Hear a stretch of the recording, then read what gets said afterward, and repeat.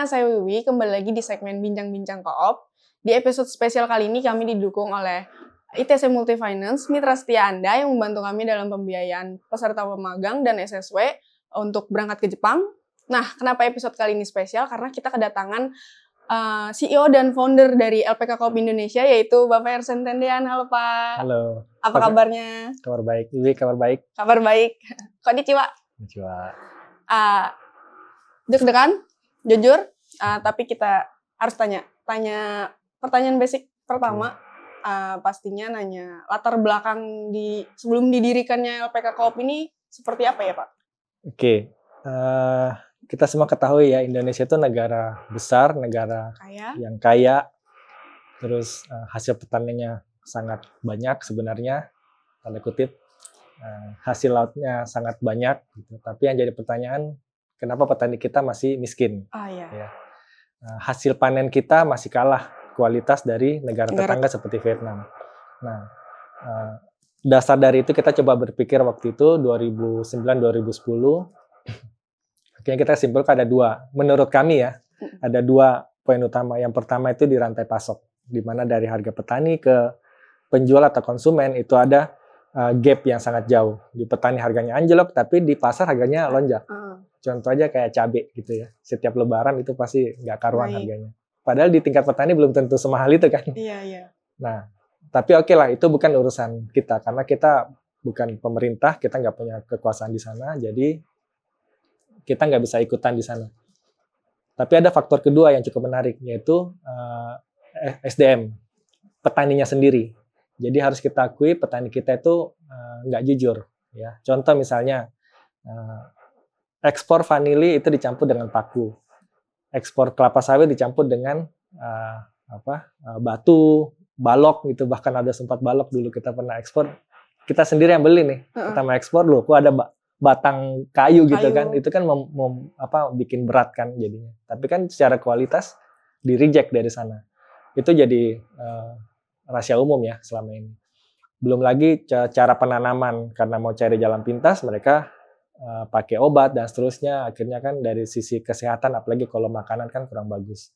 Nah ini yang jadi pertanyaan waktu itu. Gimana sih caranya kita bisa merubah pola mindset daripada petani ini sendiri, bahwa bertani itu atau berkebun itu harus sesuatu yang harus dijaga dari tingkat kualitasnya gitu ya.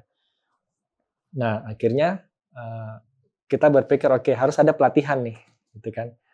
Tapi pelatihan butuh biaya ya kan. Nah akhirnya kita menghubungi, ada relasi kita di Jepang, cukup senior waktu itu. Dan kita dapat info bahwa Jepang itu kekurangan tenaga kerja. Nah, dan di sana kebetulan mereka itu mintanya itu kebutuhannya itu tenaga magang. Nah, dikemasnya itu sebagai magang. Magang itu berbeda sama kerja.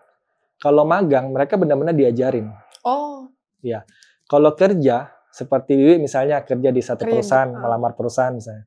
Kalau misalnya Wiwi kerja selama 3 bulan sampai 1 tahun lah misalnya, nggak qualified, langsung dipecat. Ya kan? Dikasih teguran pertama, nggak ada perbaikan, kedua pasti dipecat. Tapi kalau magang beda. Contohnya seperti PKL, SMK, anak SMK PKL, mereka ada buat kesalahan, nggak mungkin diberhentiin kan, malah diajarin. Nah, yang menariknya Jepang seperti itu. Selama mereka penempatan di Jepang, mereka itu magang. Artinya mereka diajar, mereka bisa belajar. Mereka bukan bisa belajar, mereka justru belajar di sana. Dan dapat gaji. Yang gajinya dibanding UMR kita mungkin bisa 3-4 kali lipat. Ya. Nah, ketika mereka sampai di sana pun melakukan kesalahan, mereka dikasih kesempatan dan diajar terus sampai bisa. Itu hebatnya Jepang. Kami punya pengalaman sempat 2 tahun peserta kami itu nggak bisa kerja bidang konstruksi. Kita bisa mempertahankan selama 2 tahun. Itu sudah di Jepang, Pak? Sudah di Jepang. 2 tahun nggak bisa kerja nih. Akhirnya karena sudah kebangetan, akhirnya terpaksa kita pulangkan. Tapi 2 tahun loh nggak kerja. Bukan nggak kerja, tidak bisa kerja. Artinya diajarin ini kerjaan apa. Jadi agak lucu gitu. Nah, kalau dia benar-benar workers nggak mungkin. Nah itu bedanya. Nah ini penawaran dari pihak Jepang. Makanya kita tertarik, kita mulai mengirim. Jadi kalau tadi kembali pertanyaannya latar belakangnya apa ya, seperti itu. Artinya kita butuh memperbaiki SDM kita melalui pelatihan. Kebetulan Jepang juga butuh tenaga kerja memadai. bidang magang dalam konsep pemagangan. Jadi ya kita kirimlah ke sana, diajar. Setelah itu 3 tahun atau lebih mereka kembali ke Indonesia, baru mereka terbentuk dong pola pikir baru, manusia baru, budayanya berubah. Budaya mungkin kalau petani kita, orang-orang kita, anak-anak muda ya, itu kan pasti malas-malasan gitu ya. Tapi karena di sana budaya Jepang sangat ketat, jadi pulang pasti kebawa gitu loh. Nah itu kurang lebihnya seperti itu. Akhirnya kita memulainya itu di 2012 bulan April izin kami keluar. Nah penempatan pertama itu di bulan Agustus 2012 3 orang. Dimulai dari 3 orang. Dari tadi April ke Agustus tuh pelatihan dulu untuk 3 orang ini ya? Iya, ya? masa-masa persiapannya. Sampai mereka penempatan itu cuma 3 orang. Tapi 3 orang itu kan tahun 2012. Kalau sekarang nih udah 2025, berapa tahun? 2025 per Februari kemarin itu kurang lebih 3.500 orang. Berarti kelipatannya bisa hitung sendiri ya. Lumayan. Besar sekali. Tapi dari semua ini tuh Bapak dulu alumni pemagang juga nggak sih Pak? Nah ini yang menarik. Saya bukan alumni pemagang. Saya basicnya di IT sebenarnya dan di administrasi. Lumayan nggak ada hubungan sama sekali. Ya? Tapi dari latar belakang tadi, selain yang Bapak jelasin, kenapa Jepang gitu? Apa ada sisi spesialnya atau yang dari Bapak sendiri gitu? Kenapa Jepang gini? Jepang itu salah satu harus kita akui negara yang maju di dunia ini, punya teknologi yang sangat maju, budayanya sangat baik untuk kita pelajari. Tentu setiap negara atau setiap tempat pasti ada yang negatif ya. Tapi kita coba mencari sisi positifnya dibanding mungkin beberapa negara lain. Jepang itu kan kita tahu budaya disiplinnya sangat bagus, budaya kejujurannya sangat kuat gitu ya. Kalau misalnya di Jepang itu di kereta kita ketinggalan dompet gitu ya, pasti balik kalau di Jepang gitu. Kalau negara lain atau negara kita kan agak sulit ya. Keajaiban tuh. Tapi ya mungkin satu waktu Indonesia seperti itu ya, amin ya. Amin. Nah, ya dasar itu kita milih. Terus hukum di sana itu sangat jelas. Mau dia orang asing, tenaga kerja asing, pemagang, warga negara, kalau buat kesalahan aturannya sangat jelas. Dibanding negara lain, kita lebih memilih Jepang karena ini dasarnya. Nah, kebetulan yang kedua, kita punya relasi yang hubungannya sangat dekat dengan Jepang. Karena itu kita percayakan orang-orang kita, dalam ini peserta, itu ditempatkan di Jepang. Karena namanya kan ini adik-adik kita ya, bukan barang gitu kan. Produknya ini manusia. Jadi kita nggak bisa sekedar ngirim dong ke negara lain yang kita nggak tahu nih, nggak bisa kita urusin dan seterusnya. Tapi kalau kita punya orang sendiri ya tentu kan kita bisa mengawasi mereka secara langsung kalau ada terjadi masalah gitu ya. Nah, berarti dengan rasa percaya Bapak juga, kebetulan kita ada relasi di sana. Terus Koop ini kan udah dari 2012, udah puluhan tahun lah ya. Untuk belasan tahun. Untuk tahun-tahun ke depan Bapak ada rencana untuk penempatan di negara lain nggak? Sampai saat ini sih belum kepikiran ya. Kita fokus ke Jepang aja karena Jepang sudah membuat kita cukup sibuk. Sespesial itu Jepang ya, Iya. Berarti. Jepang spesial buat kita. Kalau dilihat juga di teman-teman lain, kalau ke satu negara, oh ini negara ini bagus ya gitu. Tapi nggak ada kalimat lanjutan. Tapi kalau ke Jepang, oh habis dari Jepang ya, gue mau balik lagi deh ke Jepang. Jadi pengen ke Jepang. Ya silakan dicoba ya. Oke. Tapi next question mungkin Pak. Selama belasan tahun tadi, tantangan terberat Bapak dalam membangun perusahaan ini, membangun LPK Koop ini, apa Pak? Yang terberat itu bagi saya itu faktor internal sebenarnya. Jadi saya paling khawatir itu kalau di dalam Koop ini sesama kami itu ribut, berantem. Ada tim yang membuat gap-gap sendiri gitu ya. Kelompok ini, terus akhirnya mereka clash.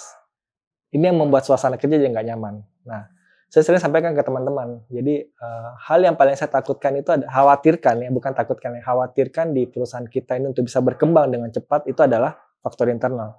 Jadi catatan saya pertama selalu adalah siapapun kalian yang gabung sama Co-op itu harus punya teamwork yang bagus. Kalau nggak bisa kerjasama dengan baik, nanti kita evaluasi yang mana yang harus dikeluarkan. Kita harus tegas karena kalau tim kita nggak kompak, nggak kuat, nggak saling mendukung, mau sehebat apapun leadernya ataupun partner dari luar, itu kita nggak akan bisa berkembang dengan cepat. Justru dari yang nggak jauh ya, yang internal yang Bapak ini takutin. Tapi kalau dari eksternal mungkin ada atau? Contoh misalnya COVID waktu zaman pandemi ya, banyak perusahaan kan merasakan ketakutan atau dan seterusnya.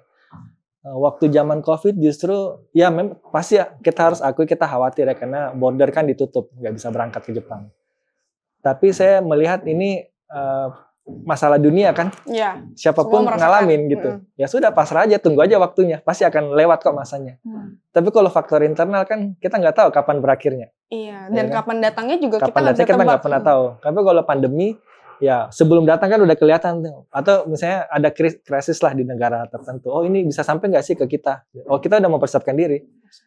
Nah, waktu kembali ke COVID, ya pandemi COVID ya memang kita sempat mengalami tekanan keuangan juga ya, tapi saya yakin ini ada masanya untuk lewat. Jadi saya nggak terlalu lebih khawatir dibanding waktu kami mengalami masa-masa krisis di internal kami itu di tahun 2016. Tapi saya nggak usah ceritakan apa ya, tapi kami juga mengalami masa-masa sulit itu di 2016. Akhirnya kita bisa melewati dengan mengganti sebagian besar manajemen kita dan sekarang kita udah ya sudah sangat stable. Running ya.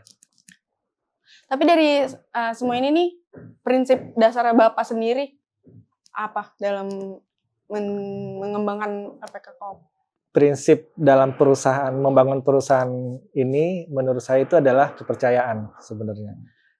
Kalau kita nggak punya kepercayaan terhadap satu dengan yang lain, itu akan jadi masalah. Yang pertama itu ya. Yang kedua adalah support system, yaitu keluarga. Kalau kepercayaan tadi kita dari keluarga terhadap kita sebagai karyawan, sebagai pimpinan misalnya, tidak ada support dari keluarga dan tidak ada kepercayaan dari keluarga, itu juga sulit buat saya. Jadi prinsip utama saya itu adalah ketika perusahaan ini maju, keluarga saya harus juga ikut bahagia gitu lah, artinya gitu kan. Jadi gini, kalau keluarga kita berantakan, kan ada beberapa mungkin perusahaannya sangat maju tapi anak-anaknya diterlantarkan. Nah, tujuan kita bangun perusahaan apa sih? Tujuan kita bekerja apa sih? Tujuan kita mencari nafkah itu apa sih? Ujungnya pasti ke keluarga kecil kita kan yang di rumah lagi menunggu ini. Jadi sering saya sampaikan ke teman-teman di diklat ataupun di kantor itu tolong pikirkan. Jadi gini, kalau keluarga contoh kecil, istrinya lahiran. Si suaminya atau si karyawan kami itu kami paksa libur. Udah, kamu libur 40 hari. Karena masa-masa yang perlu didampingi si ibu dan anak istri ini adalah kan di 40 hari pertama ya. Itu pada umumnya ya. Nah, dipaksa tuh libur. Jadi kalau dari kita, dari LPK ini. Iya, jadi kami paksa kamu harus libur gitu. Bagaimana dengan yang karyawan wanita kalau lahiran, gitu kan? Saya nggak tahu ya kalau perusahaan lain mungkin cutinya berapa lama ya. Kalau kami 6 bulan, silakan di rumah 6 bulan. Gaji tetap nggak akan dipotong. Ngurusin tuh anak. Karena anak itu kan nggak akan besar dengan sendirinya. Anak itu juga tidak ideal kalau dititipkan ke orang lain. Dalam hal ini babysitter ya. Memang besar sih besar. Anak dikasih makan kerupuk juga gede. Tapi kualitasnya kemana gitu kan. Jadi kembali lagi, yang hal utama dalam saya pribadi membangun perusahaan itu adalah saya melihat dulu keluarga saya seperti apa ke depannya. Kalau saya lakukan ini sebesar ini, gimana? Waktu saya bisa nggak bagi sama keluarga. Kalau saya nggak bisa bagi sama keluarga, nggak ada gunanya saya bangun perusahaan yang besar kan. Pada akhirnya keluarga saya terlantar, anak saya arahnya kemana, ke pergaulannya nggak kita tahu gitu kan. Nah, akhirnya kan berantakan, perusahaan jadi nggak ada gunanya kan. Jadi itu prinsip utama saya pribadi. dalam perusahaan, membangun satu perusahaan itu adalah bagaimana sejalan antara perkembangan perusahaan dan kesehatan keluarga, kesehatan mental dan jiwa gitu ya maksudnya. Dari karena keluarga ini, saya kan juga pernah ke Pusdiklat Koop ya, yang di Bandung. Ya. Saya lihat staff-staffnya tuh membawa keluarganya mereka tinggal bareng di Pusdiklat itu. Ya. Apa itu alasannya kenapa Bapak mementingkan keluarga juga? Di Pusdiklat itu kan jam kerjanya 24 jam kali 7 hari. Mereka tuh nggak bisa pulang. Iya. Kenapa? Karena gini, mereka itu jam 4:30 pagi, jam 5 pagi itu sudah bangun. Olahraga, bersih-bersih, persiapan, dan seterusnya. Terus malam itu jam 10 malam sudah harus masuk kamar, istirahat, dan diawasi. Iya. Nggak bisa ada yang keluar tuh dari area Pusdiklat atau kamar masih ada yang nyala, itu nggak bisa, harus mati semua lampu. Jadi kan harus ada pengawas. Di malam hari setelah selesai kegiatan belajar mengajar mungkin jam 4 sore olahraga, malam kan masih ada pelajaran tambahan tuh bagian kurang-kurang ya. Berarti kan senseinya ini guru-gurunya kan harus standby 24 jam di sana. Sepanjang minggu. Mungkin liburnya atau istirahatnya mungkin di hari Minggu aja, tapi hari Minggu itu pun kan mereka cuma bersih-bersih, beres-beres dan seterusnya, rapi-rapiin asrama dan seterusnya. Nah, dengan kondisi ini tidak ada waktu mereka buat keluarga, kalau keluarganya nggak tinggal, ya otomatis kan kasihan kan ya. Kembali lagi tadi ke masalah prinsip ya. Jadi saya menyarankan, oke, keluarga silakan datang, kami siapkan tempat buat kalian sekeluarga. Tinggal di sana, makan semuanya disiapin. Oh, jadi nggak cuma tempat tinggal bareng, tapi semua dibiayai semua oleh makan, kebutuhan bulanan kita siapin. Untuk jadi mereka keluarga. tinggal duduk aja, akhir bulan terima take home pay. Bersih. Enaknya. Tapi total dari karyawan Koop itu ada berapa ya, Pak? Jumlah total karyawan sekarang sekitar 50-an orang. Di Indonesia dan Jepang ya. Oh, di Indonesia dan Jepang. Di Indonesia ini kan saya pernahnya ke Bandung tuh. Terbaginya berapa-berapa gitu. Bapak tahu hafal atau? Hafal sih kalau buka catatan. Berarti ada di Jakarta, di Bandung. Terus di Jepang juga di ada. Jepang kan kita ada 3 kantor perwakilan ya. Di Tokyo, Osaka, sama Aichi. Nah, dari lokasi yang berbeda itu, apalagi yang di Jepang kan jauh banget, gimana Bapak menjaga kekompakan kita, apalagi prinsip Bapak dengan kekeluargaan tadi, keluarga kecil di rumah atau kekeluargaan kita di perusahaan ini, itu gimana Bapak menjaganya? Tentu yang pertama kita pilih dulu ketua departemennya ya. Jadi per departemen itu ada pimpinannya. Yang kedua, setiap akhir tahun kita ada buat acara, buat kantor, sekaligus evaluasi total sepanjang setahun apa yang kita kerjakan, dan tahun depan berikutnya apa yang kita mau kerjakan. Terus kita tentukan tema, tahun depan apa tema kita, dan itu kita lakukan kita kumpulkan dan kita namakan itu outing. Nah, outing itu kita pilih tempat di seluruh Indonesia, nanti kita akan keliling. Di sana keluarga bisa diajak. Jadi anggap aja ini liburan keluarga, reward buat teman-teman karyawan. Dan di sana sambil kita juga membicarakan evaluasi kita tahun ini apa dan tahun berikutnya kita mau kemana Koop ini. Gitu. Liburan keluarga gratis ya? Gratis dong. Dan uang saku loh. Oh, wow. Jadi pengen berkeluarga. Balik lagi ke pertanyaan untuk penempatan di Jepangnya nih Pak.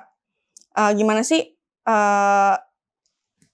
LPK Koop ini bisa memastikan para peserta magang nih udah bisa atau udah yakin, udah siap buat kerja di sana atau buat magang di Jepang tuh gimana?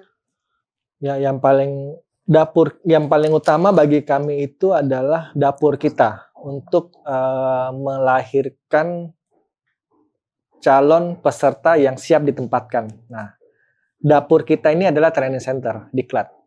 Jadi di Diklat ini menjadi catatan utama bagi kami untuk mempersiapkan calon peserta itu. Nah, gimana dapur kita bisa dengan baik diolah? Ya tentu kualitas daripada tim pengajarnya itu, apakah itu sensei ataupun dari pelatih. Nah, sensei yang kami terima itu, yang kami berdayakan di sana itu adalah semua lulusan sastra Jepang. Kenapa sastra Jepang? Karena sastra Jepang dan jurusan pendidikan. Kenapa? Karena itu sangat penting, karena mengajar itu kan bukan sekedar kita tahu. Misalnya gini, saya bisa bahasa Jepang, tapi belum tentu saya bisa ngajar. Karena mengajar itu kan ada kurikulumnya, Oh, ada tata caranya gitu ya, yang nggak semuanya orang bisa. Itu hanya guru yang bisa. Nah, kan itu kita mencari profesi guru yang kebetulan sastra Jepang dan Indonesia kan sudah banyak, terutama Bandung juga banyak. Itu satu. Yang kedua, pelatih itu kami ambil dari kesatuan yang memang profesinya pelatih dan kebetulan dia S1 pendidikan. Nah, jadi tim-tim yang kita taruh ini memang benar-benar profesi di yang di sesuai. bidangnya yang sesuai dengan kebutuhan daripada dapur koop tadi. Ya. Nah, tapi itu nggak cukup sampai sana. Mereka juga harus di-upgrade kualitasnya. Artinya gini, mereka masuk ke kami, ke koop juga mungkin belum langsung level atas ya. Mungkin masih ada yang cuman, kalau bahasa kan di sini kita, bahasa Jepang ya. Di sini kan ada N4 sampai N1 ya. Mungkin mereka ada yang masuk mungkin cuma N3 gitu. Karena baru lulus kan misalnya di katakanlah kampusnya, salah satu kampus lah di di Bandung gitu. Masuk baru lulus, kemungkinan masih N3. Oke. Mereka-mereka ini kita minta untuk ikut pelatihan lagi di pihak ketiga. Artinya selama ini kita ada kerjasama juga, itu belajar online ya, via online dengan Jepang langsung. Jadi ada ya mereka setiap minggu itu kalau nggak salah 3 kali, 3 kali pertemuan, setiap minggu, setiap pagi sebelum mulai kegiatan mereka juga belajar. Jadi sebelum diajar mereka belajar dulu. Gitu. Nah targetnya supaya kualitasnya mereka bisa naik lagi. Gitu. Bisa jadi N3, N2, N1. Ya, jadi untuk menghasilkan peserta yang baik, pendidiknya juga harus berkualitas dong gitu kan. Dan mungkin pesertanya bisa baik kalau kualitas pendidiknya nggak baik gitu kan. Nah, ini 2 kata kunci yang sangat penting. Dan itu didukung oleh koopnya ya. Ya, kami akan selalu bukan dukung. Kita cuma nuntut lu harus pintar atau apa gitu. Tapi kita dukung mereka. Dan satu lagi, kalau mereka berprestasi dan memang berminat, jenjang karirnya ingin penempatan di Jepang, kita beri kesempatan. Jadi ada beberapa sensei, sudah ada 1, 2, 3 sensei kita itu sudah berangkat ke Jepang dan bekerja di perusahaan di Jepang yang kebetulan juga relasi koop gitu lah. Jadi mereka ngajar sebagai sensei sudah cukup lama, terus mau coba kerja silahkan. Nah itu kan dari sisi kualitasnya ke upgrade lagi karena tinggal langsung di Jepang, dan dari pendapatan itu otomatis kan meloncatnya cukup tinggi. Nah kalau tadi bahas peserta yang sebelum ke Jepang, dan kalau sudah di Jepang nih, masalah terbesar yang dihadapi koop nih untuk peserta-peserta yang di sana tuh apa ya Pak? Selama ini yang terberat yang kita hadapi itu adalah mengirim mayat. Ada 1 orang yang meninggal. Meninggal di sana? Di Jepang. Nah, itu sih yang terberat selama ini. Kalau yang lain ya masih oke lah. Cuman yang kami juga sangat berterima kasih itu KBRI kita. Dalam hal ini Konjin ya, waktu itu kebetulan di areanya kan Osaka. Ada yang meninggal, itu hanya dalam 7 hari itu sudah bisa sampai ke rumah duka dan dikebumikan. Hanya prosesnya 7 hari sejak beliau meninggal, si almarhum ini meninggal. Itu yang terberat. Karena bukan cuma menjelaskan ke keluarga, juga tentu wartawan, pemerintah dan datang interview, nanya kenapa dan seterusnya gitu kan. Tapi cara kita berkomunikasinya untuk ke peserta langsung atau ke perusahaan yang di pihak Jepang itu seperti apa ya Pak? Selama ini sih mereka, teman-teman yang saya lihat mereka bikin grup-grup kecil ya. Jadi sekarang sudah ada teknologi kan sudah sangat membantu. Jadi ada WA group, terus ada sosial media kita buat satu grup. Jadi kalau ada berita yang harus di-blast itu sekalian di sosial media. Tapi kalau yang perangkatan ya perangkatan. Jadi ya seperti itulah, mereka membangun hubungan sekalipun sudah di Jepang, masih ada komunikasi antar mereka gitu. Oke. Next question mungkin gimana sih untuk Koop Indonesia ini meningkatkan programnya ini, program pemagangan ini biar relevan sama generasi muda nih, seperti apa? Mau dari Bapak? Pertanyaan yang berat nih. Jadi gini, meningkatkan kualitas peserta kita itu tentu harus tadi itu ya, meningkatkan kualitas gurunya juga. Dan juga dari lapangan. Semakin besar perusahaan ini, tentu kan seperti gula ya. Jadi semutnya pada datang gitu ya. Waktu dulu masih kecil, cuma 3 orang, saya pun pribadi sampai rekrut sampai ke daerah itu sulitnya minta ampun gitu ya. Nggak ada yang percaya gitu. Tapi ketika kita sudah di angka 1000 ke atas itu berkembangnya sangat cepat. Nah, ketika itu kita harus menjaga, kita nggak bisa asal ngambil. peserta. Tentu bibitnya juga harus kita jaga. Artinya tidak semua kita ambil dong. Tentu misalnya gini, anak ini sudah bermasalah. Ini mohon maaf ya, misalnya anak ini sudah bermasalah sebelumnya, sudah ada catatan tertentu. Tapi karena kita kekurangan asal ngambil itu kan nggak boleh. Pasti akan masalah di Jepang. Jadi mohon maaf kita ada selektif. Dulu kita seleksinya itu hanya sekedarnya. Sekarang kita melibatkan psikotes. Jadi mereka kalau ikut pun harus ada tes psikologi dulu. Supaya kita tahu sedikit mentalnya. Seperti apa, ini aman enggak ketika di penempatan. Medical check up. Dulu medical check up mungkin hanya beberapa item, sekarang nambah terus gitu. Karena permintaan pengalaman kita oh ternyata ada masalah ini, ternyata harus tambah lagi itemnya dan seterusnya. Jadi kalau tadi pertanyaannya meningkatkan kualitasnya ya mulai dari rekrutmen paling bawah di lapangan itu harus sudah kita selektif gitu. Memilih pesertanya sebelum masuk lewat co-op ini ya Pak? Iya, iya itu sangat penting. Melenceng dikit Pak, ngomongin yang lagi rame, hashtag kabur aja dulu. Gimana Bapak menanggapinya? Oke, kita harus merespon itu kan sebenarnya secara positif ya. Artinya ada kritik dari masyarakat terhadap pemerintah kita. Kita juga nggak bisa menyalahkan pemerintah kita ya. Tapi kalau ada kegelisahan seperti itu, saya pakai kalimat gelisah aja ya. Kegelisahan seperti itu sampai mereka berpikir untuk ke luar negeri ya. Catatannya ya bisa sih dengan sangat pula. Apalagi bisnis kami ini kan memang tujuannya menguntungkan kami sebenarnya. Akhirnya dengan isu itu orang jadi cari tahu, oh ada apa sih dengan Jepang? Gimana sih cara ke Jepang gitu kan? Sebenarnya menguntungkan dari sisi bisnis ya, artinya orang-orang jadi tertarik, banyak nanya gitu. Tapi kembali lagi tadi, artinya bagi para calon yang akan bekerja di luar negeri, ya persiapkan dulu diri masing-masing. Artinya jangan cuma karena emosi, nggak dapat kerjaan di sini, terus ngikutin tren, terus ya udah deh saya berangkat deh, tapi nggak tahu apa-apa, cari tahu dulu gitu. Dan itu sangat banyak kok source untuk kita cari tahu, apalagi di dunia internet kan sangat gampang ya. Apalagi juga kalau dari latar belakang tadi kan konsep kita sebenarnya bawa SDM ke sana untuk belajar terus balik lagi kan, jadi masih cinta Indonesia ini. Iya, jadi jangan sekedar ke luar negeri kabur nggak pulang-pulang. Nah itu saya nggak setuju tuh. Tagline kita kan harus berangkat, pulang jadi pengusaha, bangunlah daerah kalian. Supaya jangan cuma menyalahkan pemerintah kan. Kita juga harus jadi pilar-pilar ekonomi baru di daerah kan. Gimana caranya ya? Kalian kan pulang dari Jepang itu kan bawa modal di luar negeri ya, bukan cuma Jepang ya. Bawa modal besar ya harus buka usaha, jangan konsumtif.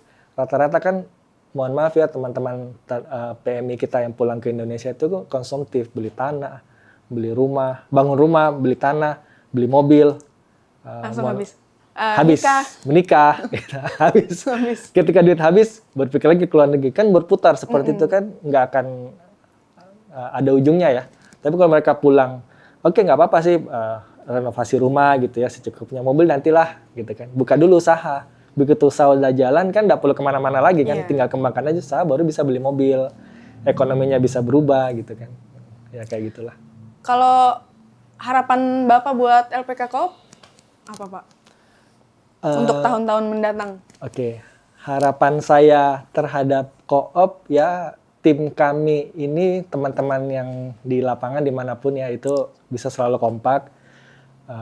Punya jiwa bekerja dengan hati gitu ya. Jadi sekali lagi produk kita ini manusia ya, bukan barang.